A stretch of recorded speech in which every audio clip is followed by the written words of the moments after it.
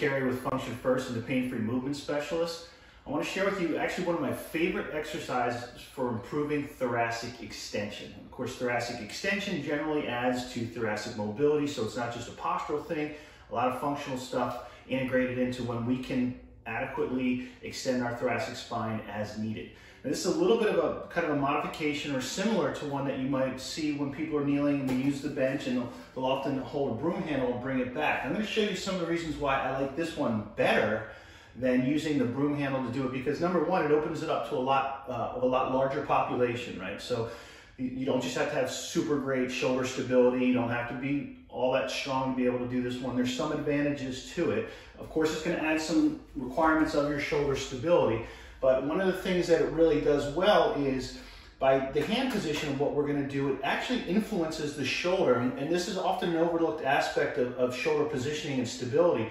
But if we can take our hands out of this position to achieve this exercise and we can put them in this position, it actually influences the subacromial space and reflexively how we utilize the muscles in the shoulder joint relative to what's going on with the radial ulnar joint down here. So the setup is going to be with the first and foremost is we're always going to start with the hips over the knees. Now we can play with that a little bit because it does influence sort of the axis of rotation of the lumbar spine.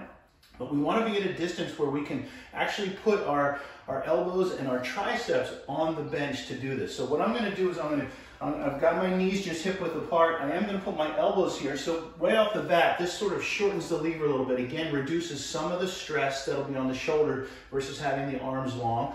The second thing I'm going to do is I'm going to put my hands in like a prayer position. And not only are my hands going to match up, I'm going to keep those fingers nice and wide. So a couple things happen with this. Number one, I actually add a little bit of stability from one side to the other, right? Because my hands are actually touching and they can stabilize one another. The other thing is by lengthening through the palms of the hands, I am increasing, positive tension through that whole myofascial network in the upper extremity. As we get into the position, this is going to tension the lats, which is going to add with the gravitational forces into what happens to the lumbar spine. So here I am with the elbows on here. I'm going to put my hands here. We call this the prayer position. Again, hips over the knees. And then what I'm going to do is make sure that I tuck my head.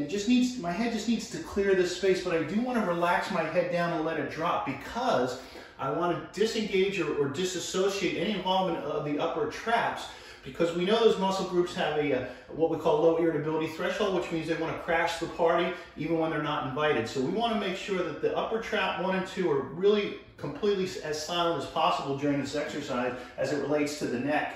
So here we are, hands here.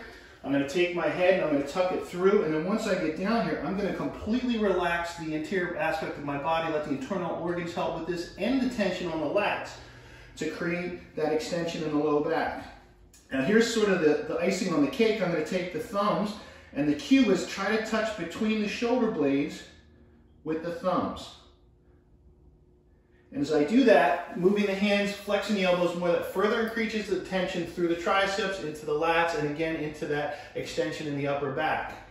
Now one modification that we can make with this exercise, and it requires a little bit more sort of body awareness and control, lumbopelvic control, is we can actually cue the client to get out of that anterior rotation of the pelvis and strive to do a bit of a posterior, or at least relative posterior. And what that does is it mobilizes the segments differently through the upper lumbar, lower thoracic, and it'll actually create some space through that tissue right around that kind of T12, L1 that some people tend to be a little bit hypermobile through. So what we might do is assume the position initially.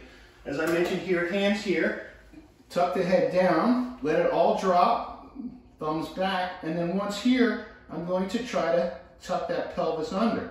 So that's an abdominal exercise.